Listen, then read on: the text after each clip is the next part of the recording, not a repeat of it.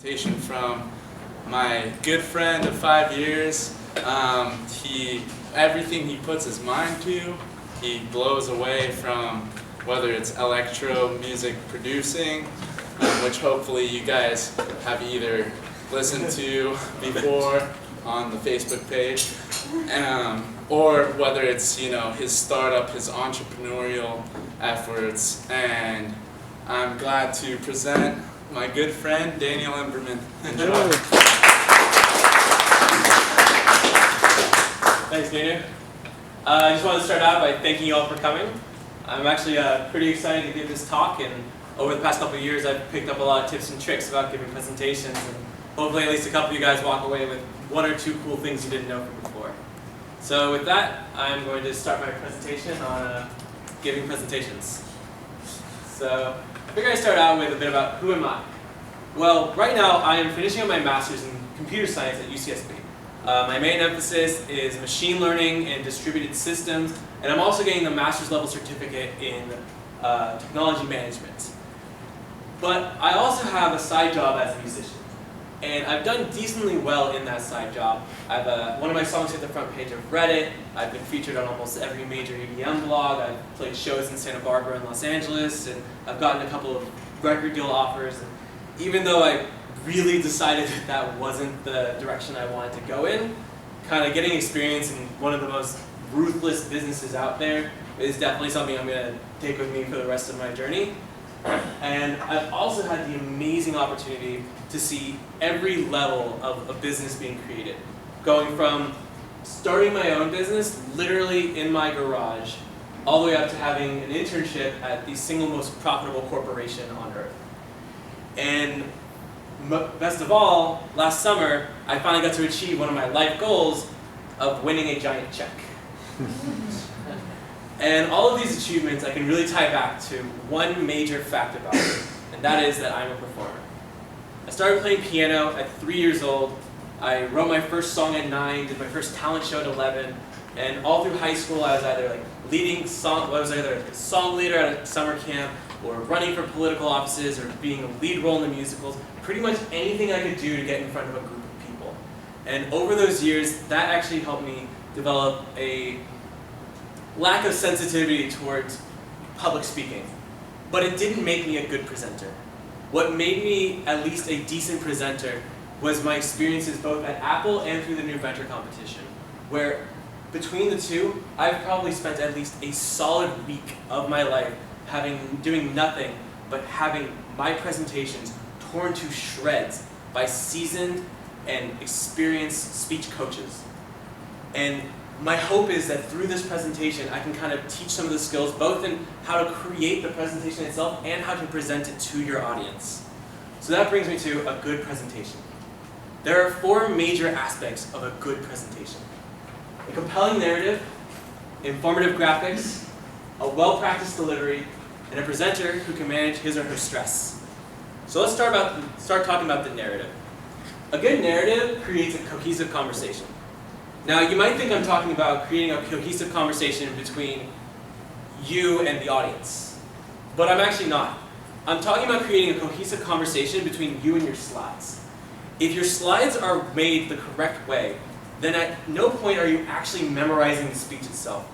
You're looking up at your slides, it's asking you a question, and you're replying to it. You're just describing what's on the screen, and in doing so, you sound like you've rehearsed a speech.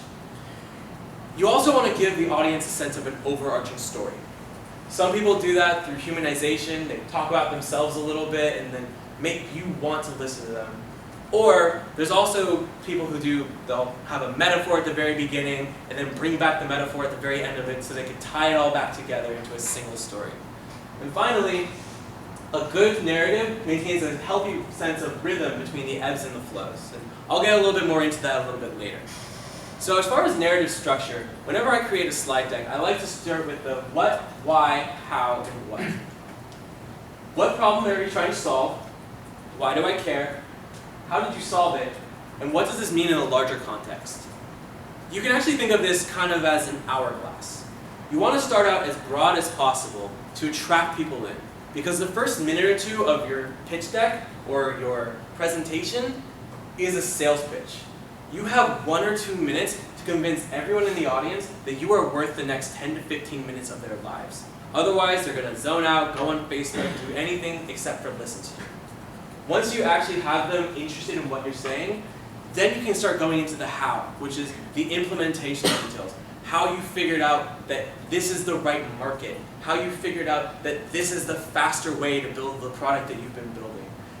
And then once you've done all the nitty-gritty details and you convinced everyone that you have the coolest product ever, you're not done. And you have to bring it back out to a broader context so that they leave with a sense of understanding what they've just learned from you.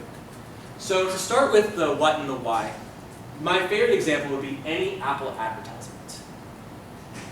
This ad for an iPad has the perfect why.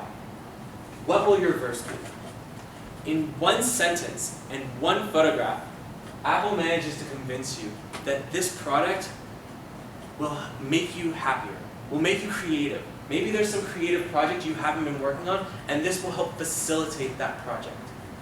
Without explaining anything about what an iPad is or what it does, it makes you feel good about the thought about owning an iPad. Compare that to older Samsung ads, where Samsung was very focused on the what. How fast the processor is, how many megapixels the camera is, how many gigs of RAM you have. You might walk away from a Samsung ad knowing that it's a better phone, but you won't feel good about it the way you feel good about an Apple product.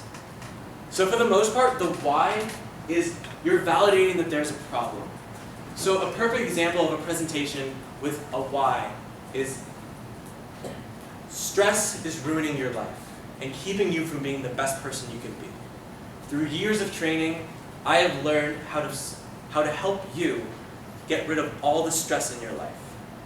In 2 sentences, half the ears perked up. Everyone here would love to know, how do I get rid of the stress in my life? Please tell me more. And then you can finally go into the details of whatever Scientology religion you've come up with. And then finally, you really want the audience to believe in you by the end of your why. You want them to believe that there's a problem, there's a solution, and then you actually come up with that solution. And then you can start getting into the how. And the how is the implementation details. When you're creating something for investors, the how is, yeah, there's a market problem, I found a solution, and here's all the market research that will essentially show that I've done my homework and I've proven that there's money to be made in this industry.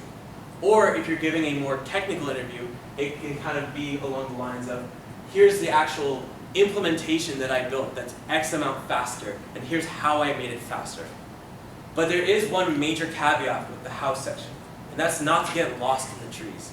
Don't get too technical, and even if you're giving like a very tech-driven presentation, be careful about who your audience is. If you're presenting to the director of your department, and that director is an engineer who hasn't practiced in 5 years, chances are you're going to lose them if you go way too deep into the actual implementation details.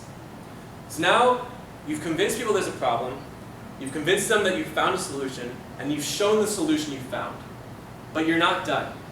Because if you end the slides right now, you're going to leave them with a sense that you did something awesome, but they can't really explain what it was.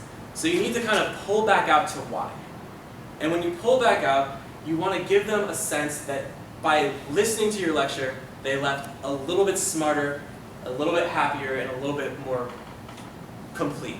Just anything you can do to make sure that the audience leaves feeling good about having taken the time to listen to you. Now I want to talk a little bit about flow, because it's something that not enough people talk about when it comes to presentations. Flow is mostly variation. You want to vary your slides. You don't want to have 3-point slide after 3-point slide after 3-point slide. It will get monotonous and you're going to lose your audience. So having a picture only, followed by a 3-point slide, followed by a single sentence slide, followed by a pause, can really help bring attention to certain facts. Especially if you just went really deep into something